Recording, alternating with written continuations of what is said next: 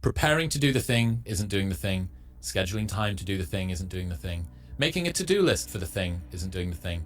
Telling people you're going to do the thing isn't doing the thing. Messaging friends who may or may not be doing the thing isn't doing the thing. Writing a banger tweet about how you're going to do the thing isn't doing the thing. Hating on yourself for not doing the thing isn't doing the thing. Hating on other people who have done the thing isn't doing the thing. Hating on the obstacles in the way of you doing the thing isn't doing the thing. Fantasizing about all of the adoration you'll receive once you do the thing isn't doing the thing. Reading about how to do the thing isn't doing the thing. Reading about how other people did the thing isn't doing the thing. Reading this essay isn't doing the thing.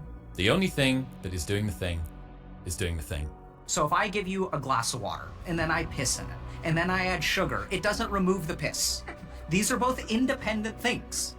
This is what tends to happen. This is what we don't understand about trauma. Removing the piss requires removing the piss. No amount of sugar will take it out of the drink. Okay? So this is mistake number one. No amount of building something good will remove something bad. People only root for others at 2 times. First, when they're at the beginning of the race. Second, when they finish. Neither is when you need it. So, you have to master the middle. The boring, exhausting, soul-crushing middle. That's where the winning happens, on your own. People will only cheer for you as long as you can't beat them at the game they value most. Friendly reminder that every person who doubts you is right until they aren't. It's a bug, not a feature. That's why failure is so important. Like failing and fucking up and making mistakes, very important.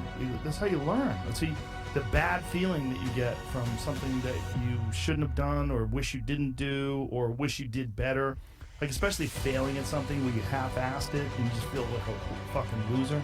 Like that just teaches you. It teaches you to get your shit together.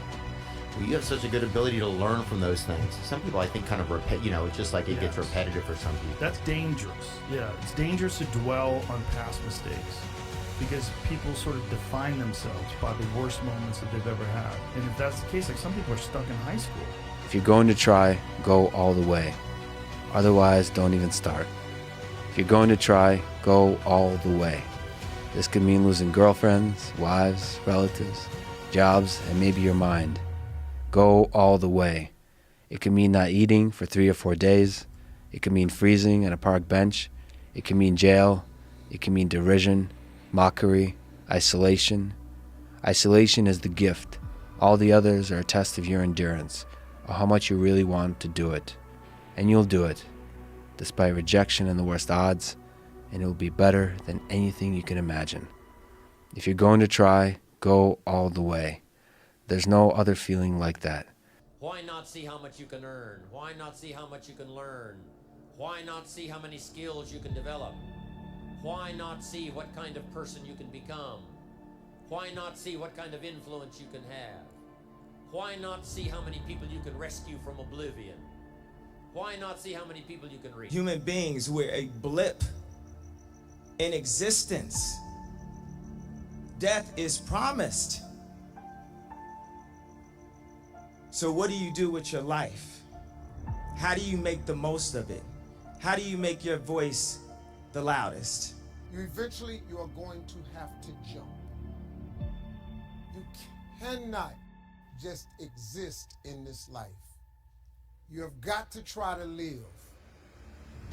If you're waking up thinking that there's got to be more to your life than it is, man, believe that it is. Believe in your heart of hearts that it is. But to get to that life, you're going to have to jump. Simple fact, and that is everything around you that you call life was made up by people that were no smarter than you. And you can change it. You can influence it. You can build your own things that other people can use. And the minute that you understand that you can poke life and actually something will, if you push in, something will pop out the other side, that you can change it, you can mold it. That's maybe the most important thing. I always feel like I could do anything. That's the main thing people are controlled by. Thoughts, their perception of themselves. They're slowed down by their perception of themselves. If you're taught you can't do anything, you won't do anything. I was taught I could do everything. When you had that third failure in a row, did you think, I need to pack this in? No. Why not? I would never give up. It's the what if I can pull off a fucking miracle. what if I can become someone that no one thinks I can be? And just me talking about that, I have the hair going up on my arms because it makes me just like, what if? So when you're obsessed with something, it doesn't require discipline because you can't wait to do it again.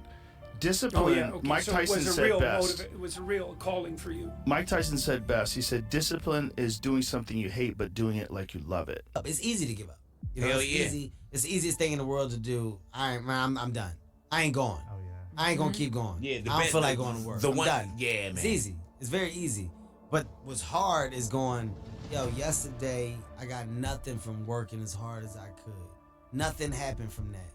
I'm gonna do the same thing again today, but I'm gonna try to go harder. That's the hardest thing in the world. To get up every day and give 100% and be in the same position that you were each day, but mentally know that you're trying and trying and trying. Those times when you get up early and you work hard, those times when you stay up late and you work hard, those times when you don't feel like working, you're too tired, you don't want to push yourself, but you do it anyway. That is actually the dream. I get happier about the harder it is because I know that no one else will follow. It's a selection effect. And I think if you can shift from this is hard to no one else will be able to do this, then it flips from being this thing that you're like, oh, poor me, to oh, poor everyone else who's gonna have to fucking try. Yeah. And I think that is so much more motivating as a frame for the exact same circumstance. Most people's number one fear is public humiliation. Okay? I don't give a fuck anymore. I'm not afraid of it because I've had plenty. And now it's just time for me to say I'm tough, because what does not kill you makes you tough. In the end, I don't care whether you love me or you hate me, just as long as I win. The deck is stacked. The rules are rigged. Lose! I don't lose! I win! I win! That's my job! That's what I do! Marcus Aurelius says your only focus should be on getting better at what you're doing. Focus on what you're doing, get better at what you're doing. Everything else is a complete waste of time. Do you actually want to do this or not? Because if you actually want to do it, what's going to stop you? Nothing. And if you don't really want to do it, what's going to stop you? Just about anything that comes up. Just about any obstacle that gets in your way becomes an excuse. It becomes a reason. It becomes a rationale for not proceeding down that path. This is my life, man. Do you know how hard I worked to get here? Best advice you've ever heard or received. Do so much work, it would be unreasonable for you not to be successful. It is so easy to beat people today.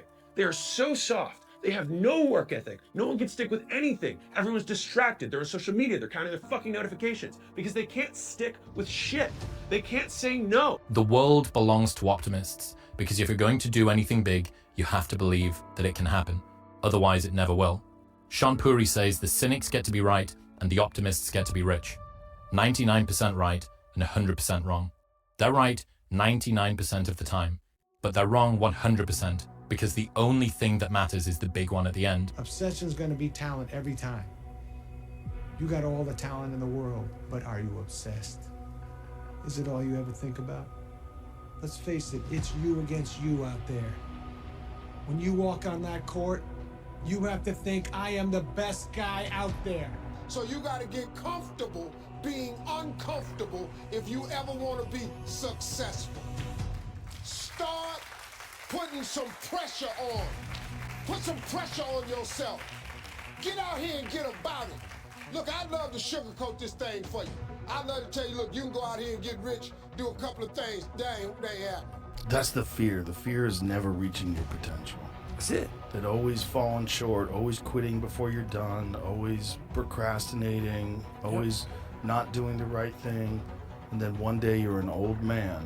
Yep. And you look back and go, God, I could have been great. I became the most obsessed person on the planet Earth. And I was basically, I had to invent a guy that didn't exist. I had to invent a guy that can take any pain, any suffering, any kind of judgment.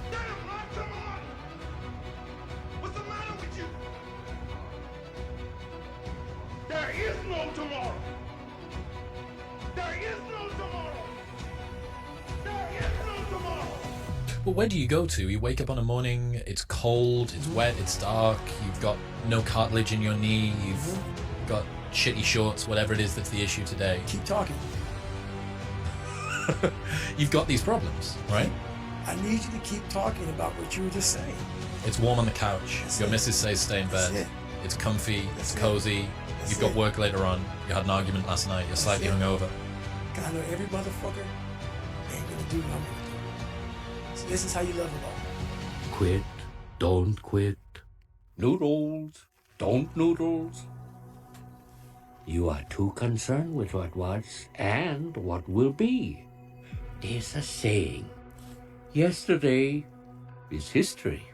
Tomorrow is a mystery, but today is a gift. That is why it is called the present. I don't care how good you are in anything, you don't have discipline, you ain't nobody. Right. Nothing without discipline. Because you give up in the slightest struggle without discipline. Fuck your motivation. Fuck your motivation. You need discipline.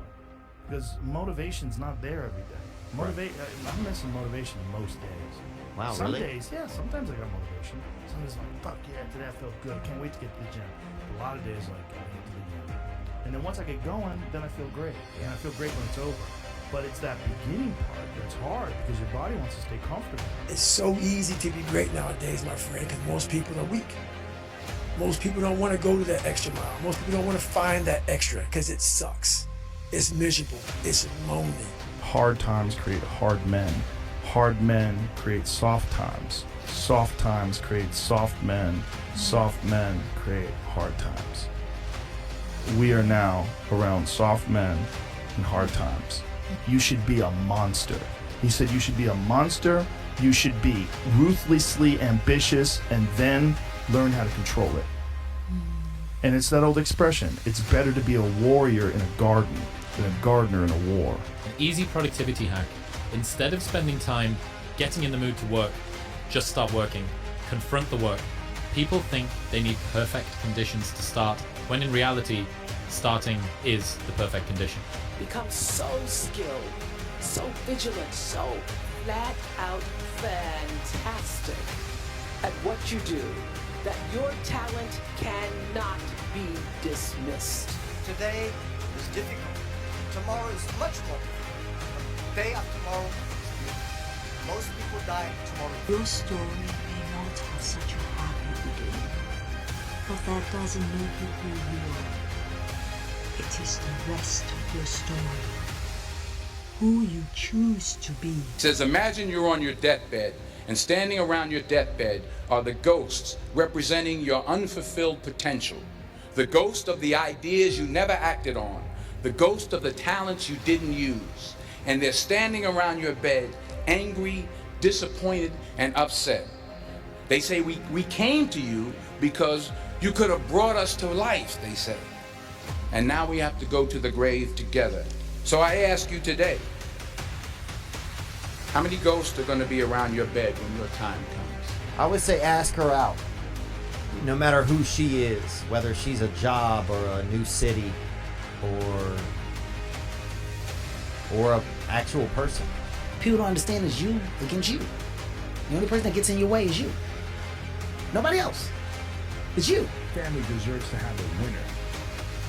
I think it should be you. Everybody's great when they're not tired. The champions is when they're tired, that's when the real champions come out. That's when a real dog come out. Because if you go piss like a puppy, stay on the porch. And let the big dogs eat. Let them all fucking steal. Have some heart. But if you want some kind of a good outcome, you're gonna have to work hard for it. and if you don't work hard for something, you're not gonna get an outcome that's really worth much. You know, when you're going through something really challenging, how do you show up within it? Do you choose to become a victim of complaining and misery and shitty, or do you find meaning in how you show up in the suffering, you know?